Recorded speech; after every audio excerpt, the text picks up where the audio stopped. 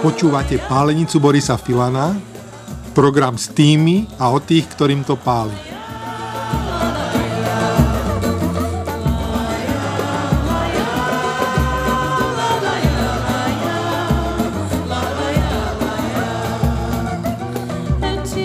Môj dnešným hosťom je Jožo Pročko. Vítaj v štúdiu. Ahojte. Jozef, ja som ťa poznal oveľa skôr, ako sme sa zoznámili. Ty si účinkoval vo VTV. Tam si excentricky uvádzal so Zuzkou Fialovou takú detskú súťaž Level majstrov, v ktorej sa objavil aj náš syn Oliver. Kedy to bolo? 1993. Vieš, čo je úžasné? Nie. Že ty si narodený 13. marca ako môj syn. A preto ťa si hovorím Oliver. Preto mi hovoríš Oliver. Keď dovolíš, začal by som recitáciou. Nech sa starosť všetká zruší a nech vládne pokoj v duši. Čo bolelo, nech sa zhojí, čo tešilo, nech sa zdvojí. Aby boli v novom roku iba slzy šťastia v oku. Čo je to za básničku? No tak to je nádherná básnička a napísal to, myslím, že neviem, kto to napísal. No to ja tiež neviem, ale touto básničkou na vašej internetovej stránke Haliča váš starosta pozdravuje všetkých priaznivcov Haliča. Tak to je krásne, to je nádherné. Ja som myslel, že vy si to tam tak recitujete podvečer pri pive. Nie, tak to si musím pozrieť našu stránku Haliča. Oliver, to je tá Halič, to nie je ten Halič, ale tá Halič. Áno, Haliče sú tri. Je Polská, Galícia, takzvaná, ukrajinská. Áno, ale to vlastne to je to isté, lebo ona sa nedelí, tá veľká sa nedelí. To je na časti Ukrajiny a Polska a potom tá naša Halič. No ale vy ste tam pri Lučenci. Áno. Som sa dočítal, že sa tam narodila Hana Ponická. To bola baba jak z kremeňa. To bola bojovnička. Ja to môžem povedať, že to je človek a spisovateľka. Ja nie, že som mal rád, ona mala strašnú dušu. Ale hovorím strašnú v tom, že strašne veľkú, nádhernú, obrovskú. To bola žena, ktorá keď sa s tebou rozprávala... Neuhla. Ona keď sa so mnou rozprávala, tak to človek cítil, že nie sú to nejaké vymysly, alebo že si tá žena vymýšľa, alebo že hovorí nejaké blúdy. Ona mala všetko keby poukladané. Tie slová boli poukladané. A prepáč, veľmi zaujímavé, že niektorí, čo píšu, spisovatelia, nevedia rozprávať. A ona vedela aj rozprávať a vedela nádherne písať. Ja som si ju tak charakterizoval, že to bola mama, ktorá by bola aj dobrý otec. Ale ona bola výborná mama. Jej 3 deti chodia stále k nám do Haliče a ja s nimi môžem povedať, že celá mama, všetky 3 deti sú celá mama.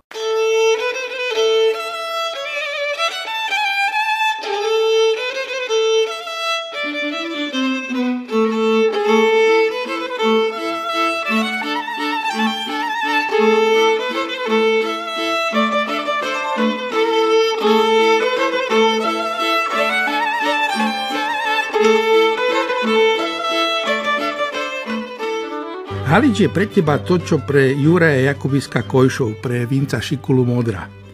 To má jednu výhodu. Takéto mestečko, to je celý svet v malom. Prepáč, ja ťa preruším. Veľmi dobre si povedal, pretože Halič v roku 1768 získala výsady mestečka.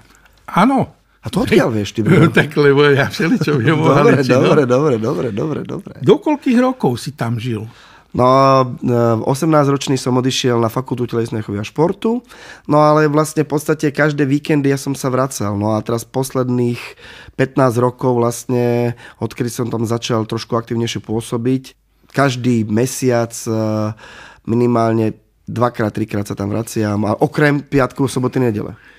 Áno, ale tie najdôležitejšie roky si prežil tam. Áno. Vieš, to sa nedá zmeniť, to sa sformuje. Akým nárečím sa tam hovorí? Veľkou, starou, malou, dobrou, ní nahaj tak choj het. Lebo keď budeš mať 70, aj ty tak začneš hovoriť. Ja už teraz tak hovorím. To som pozoroval na spisovateľoch, scenaristoch potom. A potom som tam išiel a bol som a taký hrdý autiak som si kúpil. Človek sa vráti k tomu rodnému nárečiu. Aká je história? Lebo tam boli Nemci, Židia, Poliaci. No, Halič má 5 národných kultúrnych pamiatok. Máme vyše 800-ročnú históriu a je tam obrovský veľký zámok. Ale tam bol hrad vraj. A je obrovský veľký zámok, ktorý teraz rekonštruuje jedna firma nemenovaná a ja som veľmi rád, že sa to tak deje, pretože naozaj sa nie len to historické povedomie, nie len to vedomie o Haliči zvýši, ale bude to prekrásne. Ten zámok, naozaj, keď si vygooglite si Halič, tak nájdete fotografie, tak Halič má veľmi obrovskú históriu, ale aj súčasnosť veľkú. A že tam je napísané, tam, kde sa chodia strihať ľudia Halič, že Haličstvo? Nie, tam bolo borbeličostvo. Borbeličstvo. A toto je dobré, vidíš, to znamená Haličstvo. Vidíš?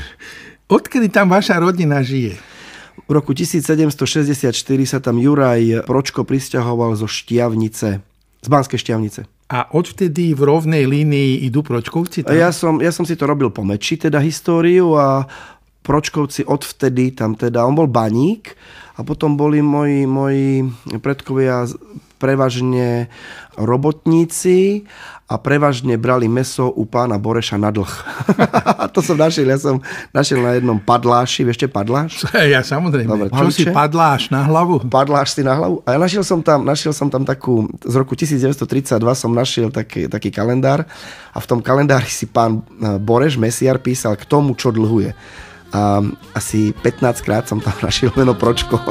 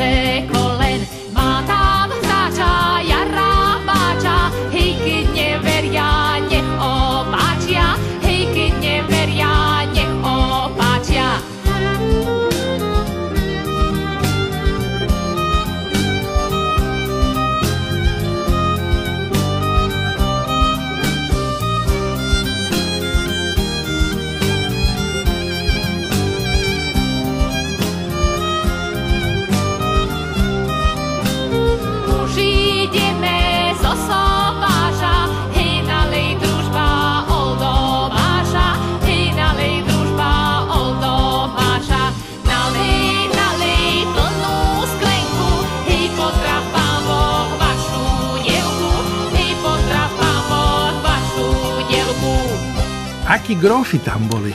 Áno, skôr to vlastnili Tomajovci, potom to dali zbúrať, lebo to postavili na čierno a tak ďalej, Lošonciovci, ale najvýznamnejší rod, ktorý tam žil a pôsobil, boli Forgáčovci. Vrátili sa?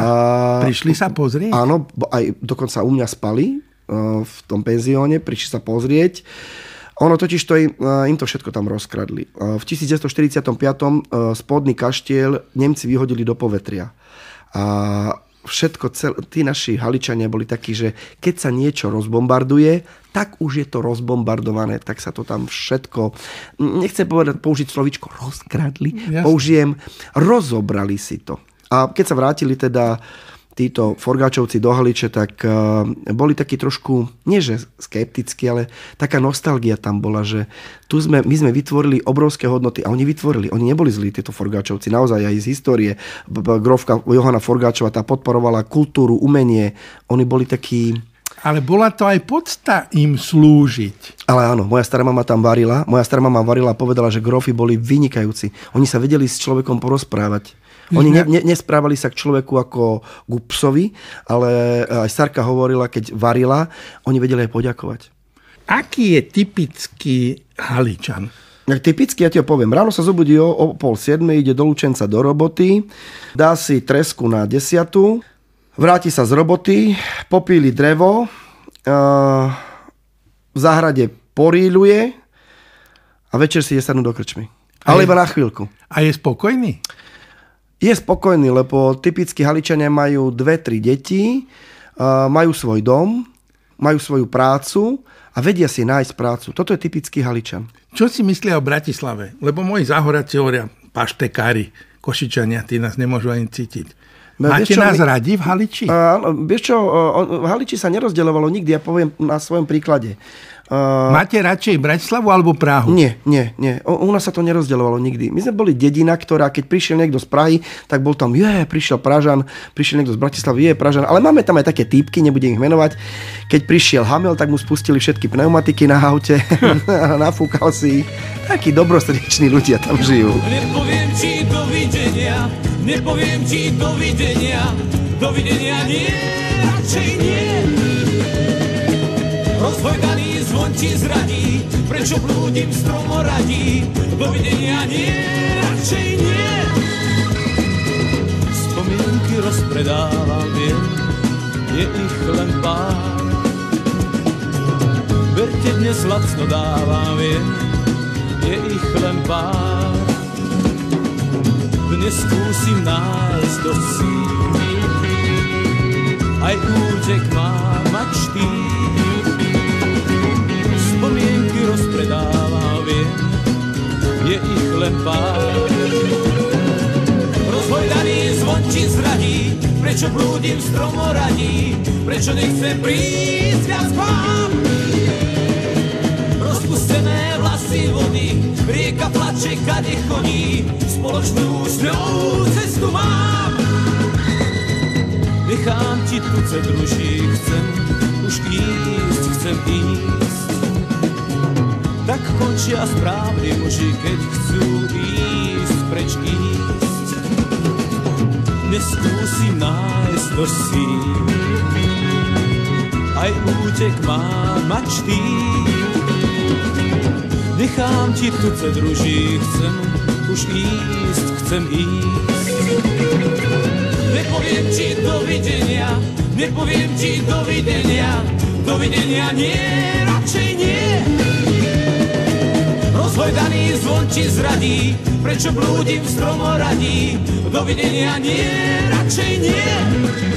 Trávil si v tom mestečku celé detstvo a to ti trošku zavidím, pretože detstvo na malom meste, to je trošku ako z Verneovky alebo z nejakého filmu. Akú ste mali bandu? Detstvo bolo na potoku, lebo my sme najčastejšie chodívali k potoku a to boli také tie... Boli v ňom pijavice? Pijavice nie, ale ryby. My sme chytali ryby. Už môžem povedať, to už nie je trestné, lebo to už je premlčané. Chytali sme ryby, kúpali sme sa v potoku. Takéto klasické, naozaj klasické dedinské detstvo. Neboli problémy. Chvála Pánu Bohu, neboli vtedy počítače. Človek sa nezakakával s rôznymi vymoženostami, ktoré sú teraz. My sme boli zdraví, my sme jedli zo zeme jedla, a keď to spadlo, tak si ofúkal. Páli Hamel hovoril, keď spadla Linde, myslím, že to bol pagač, zodvihol, očistil a hovorím, neuškodí to? Že prosím ťa, slepky žerú všetko zo zeme, aké sú zdravé. Tak a presne, takto sme my vyrastali. Takto som ja vyrastal. My sme sa na ulici hrávali nebezpečne. Jednu hru, keď si spomeniem, úplne mám zimom riavky, uspávanie. Že kto bol silný, chytil takého slabšieho a tak ho stisol, že ten upadol do malého bezvedomia. Krásna hra. Áno, na uspávanie. Krásna hra. Alebo toto sme sa my nehrali. Skákanie z vysokého múra. Krásna hra. Ani toto sme sa my nehrali. Tak na polámanie si nôh. Liezli sme na strašne vysoké stromy, na gaštany. Úplne na tie... Jak ste sa vyhrávali teda? Vy ste sa neuspávali? Ani ste nedýchali toluen? Nie. Ani benzín? Prečo nie? Ja som 14-ročný, som brigádoval na družstve na telke. My máme telku v Haliči. To vieš, že máme v Haliči telku? Áno, viem. Keď Majga prišiel do Haliče prvýkrát v živote a hovorí Ibi mu, že Ibi, my tu máme telku. A kokos je väčší ako Markica? No oveľa väčšia. A kokos tomu neverím. No tak poď so mnou. Išli sme na telku, to je osada. A hovorím mu, je väčšia? Ty kokos, to je dedina. No tak je väčšia. No a na telke som brigádoval a natieral som také veľké nesilážne, ale na obilie také veľké veci. A ja som tiež, keď som prišiel domov po brigáde, to som mal 14 rokov, tak som bol nie že ako nafetovaný, ale som bol nafetovaný z toho smradu, z farby. Ale nikdy sme sa nehrávali také hry ako v Bratislave. Na uspávanie, no. Nie, my sme boli také schovávanky a futbal. Povedal Rasťo Piško, že blbec z mesta, keď príde ako decko na dedinu, sa spozná podľa toho, že mu ubližia domáce zvieratá, lebo ich dráždi. Ale vieš čo, nie, k nám chodievali do Haliča aj Bratislavčania, veď pre Boha pána Ilekov syn, Milan, poznáš Milana Ileka? Áno. No tak Milan, kameraman, chodieval do Haliče a môžem povedať, že práve, že naopak on tam neublížil, on keď si chytil to krauské vemeno, tak on mal taký nádherný pocit, dodnes hovorí, že Jožo, ja keď som chytil krauské cecky, ja som šťastný. Ale jak starý tam prišiel? 14 ročí, 12? No to, 12? To už je ale inak, nie. Hovorí Rastio, že aj Oliver Andraši dospelý prišiel a prvé, čo spravil, začal dráždiť Gunára. A ten ho hneď uštipol. Len nechcel tomu veriť, že pes ho môže uhryznúť. Ale prepáč, ale len tak medzi nami Olivera by uštipla ešte aj veverička. Takže to je tak, vieš.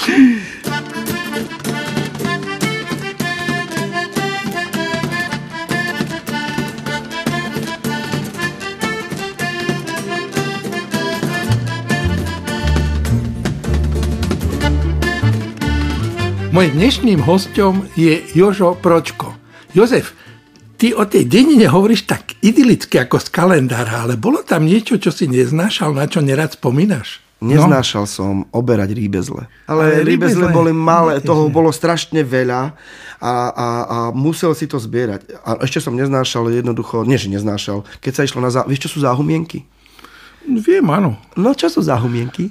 No záhumienky to majú naši tiež za domom. Áno. A to je to, čo teraz je vzácne, lebo tam sa na základe smernice EU chovajú chrobáky.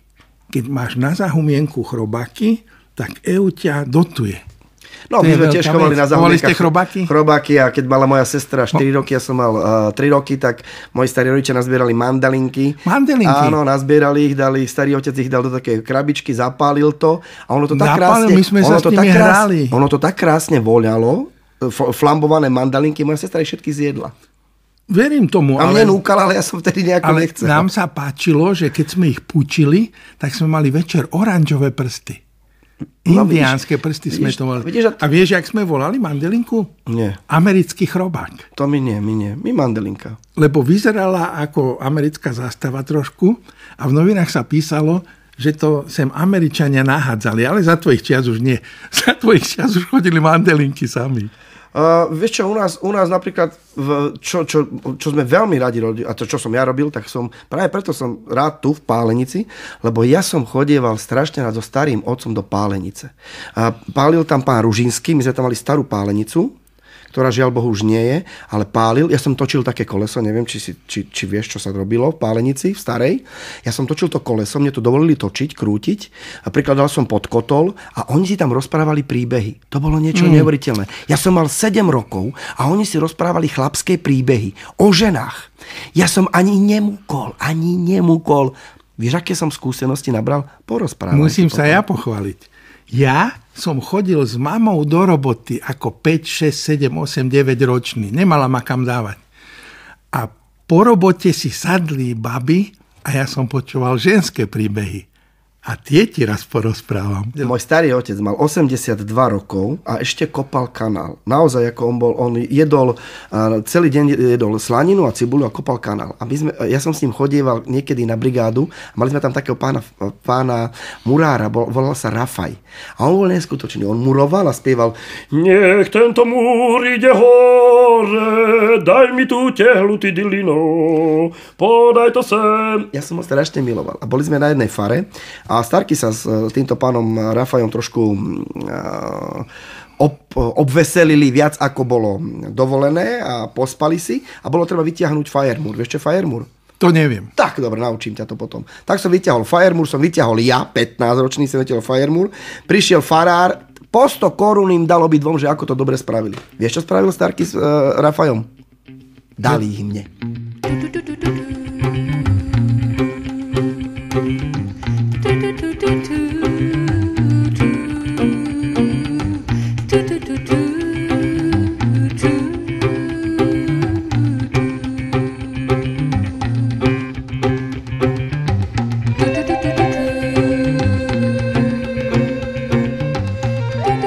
Jozef, keď sa človek pozrie do zrkadla a uvidí tam svojho otca, začína starnúť. Už si tam videl svojho otca? V 1999 sme robili jednu reklamu a mňa tak nalíčili a dali mi na hlavu veci a môj otec bol ríšavý. Malý, ríšavý, silnejší. Zomrel v 99. presne. A jak zomrel, tak ja som robil jednu reklamu a vtedy to prišlo také ako keď... Vidíš si ho v tvári? Áno, tak nie v tvári. A môj brat sa na ňo oveľa viac podobá. Môj brat teda úplne. Keď ma nalíčili a urobili, tak taká katarzia prišla a ja hovorím, pre Boha, ja som ako svoj otec. Nie pre Boha, ale chvála Bohu, ja som ako svoj otec. Vizuálne. Čo máš po ňom? Po otcovi, otec, my sme teraz v Haliči obnovili po 40 rokoch divadelníctvo, lebo Halič bola teda naozaj v Haliči mali sme z té výročie prvé písomné zmienky, ale to sme našli zase na padláči, sme našli jeden taký papier, ale v Haliči sa už v roku 1700 hralo divadlo. Však ježiš, jak sa tam filmovalo, to volali Haličwood. Haličwood, áno, aj to vieš, vidíš, Dušan Dojčiar je taký jeden z tých Haličwoodianov, ale to chcem povedať, že v Haliči bolo veľmi silné divadelníctvo, tá Grovka, pani teda Forgáčová a po 40 rokoch sme teraz obnovili divadelníctvo a môj otec bol veľmi silný ochotník. On rád hral divadlo. Dúfam, že mi v nebi odpustí. Nebol taký ten... Nemal to celkom, čo? Nechcel som to povedať, ale rád ho hral to divadlo. U ochotníkov je to najdôležitejšie. Sluhou hral fantasticky. Lebo sluhu to nemôžeš zahrať. To musíš byť. Aby to ten otecko počul. U ochotníka je talent na prekážku.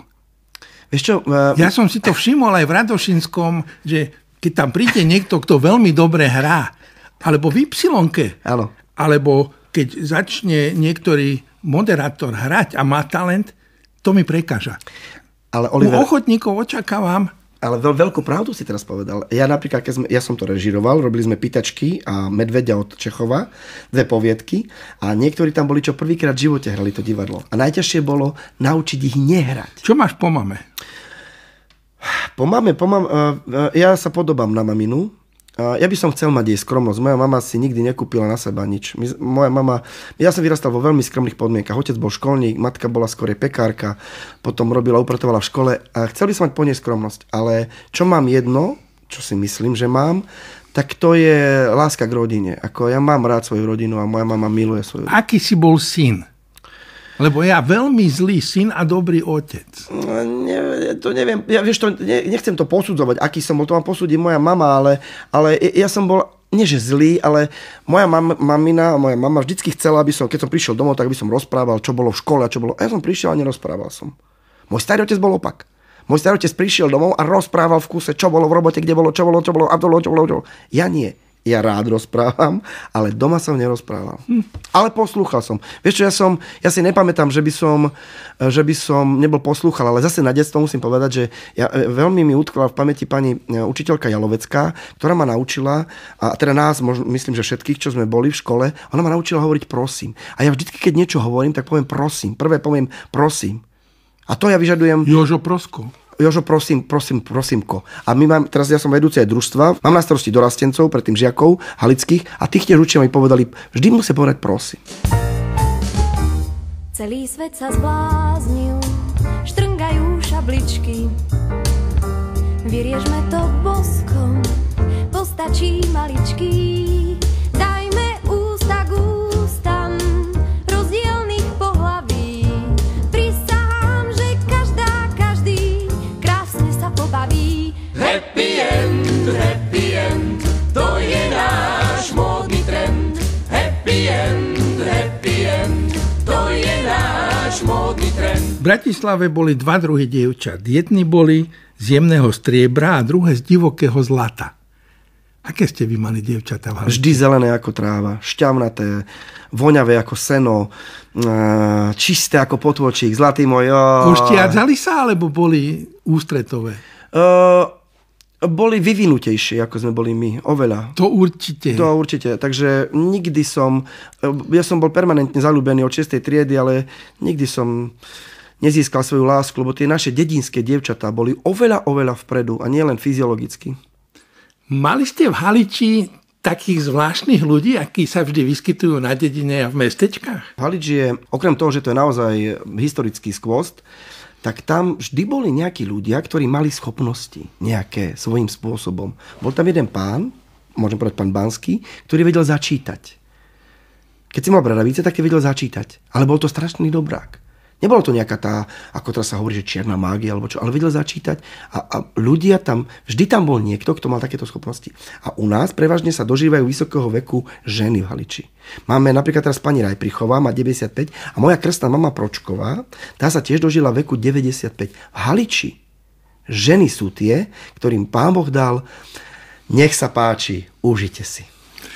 Na dedine som počul, ako hovorí žena mužovi, keď išiel do krčmy. Počúvaj, keď sa tam opieš, tak ťa zmlátim, že mi ťa v plachte prinesú. Ale to je nielen Halič alebo dedina, ale to je podľa mňa celé Slovensko, že žiaľ Bohu, tí páni, muži, a v Haliči to ja vidím, ja to vidím, keď trošičku viac holduje, nie alkoholu, ale takému odbehnutiu od toho bežného života v tej krčme, tak naozaj tie ženy aj u nás prídu a vyčápa ho, riadne ho vyčápa. Dostane také, nebudem ich menovať, oni všetci u nás doma v Haliči vedia, ktorí to boli, takých pár facek dostali. A nekašľali sa, žena prišla, i fackala ho a ťahaj domov. Odvihol sa, išiel domov. V tom Lopeji poznám decka od narodenia a to už sú dnes dospelí muži. A minule som stretol Mirka Bánika, hovorím, Mirko, čo robíš? A on hovorí, ujo, dílera. Zmenila sa tá dedina, zmenilo sa to Slovensko.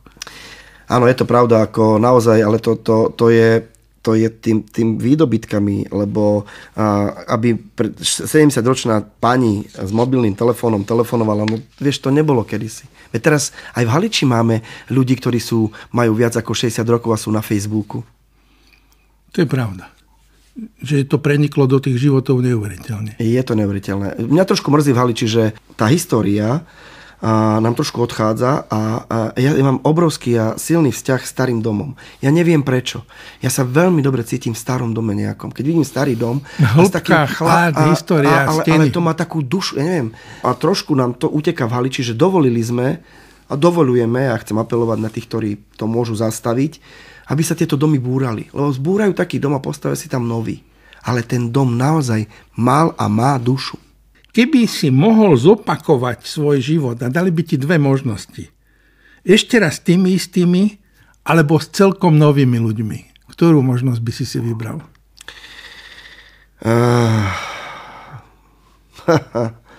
Chcel by som s tými istými ľuďmi spoznať nových ľudí. Ďakujem, že si prišiel do štúdia. A ja. Mojím dnešným hosťom bol Jožo Pročko. Ahoj. Balíček snov pristáva v oknách, uhádnuť máš, čo v ňom leží. Balíček snov berie ma poplach, hojdá sa noc v sieti veží. Balíček snov odvážne klesá, schová sa v ňom, schová sa v ňom. Pritúli nás na krátky čas, nočný, polnočný. Balíček snov hľadá ti prsty, volá ťa príď bližšie k láske. Balíček snov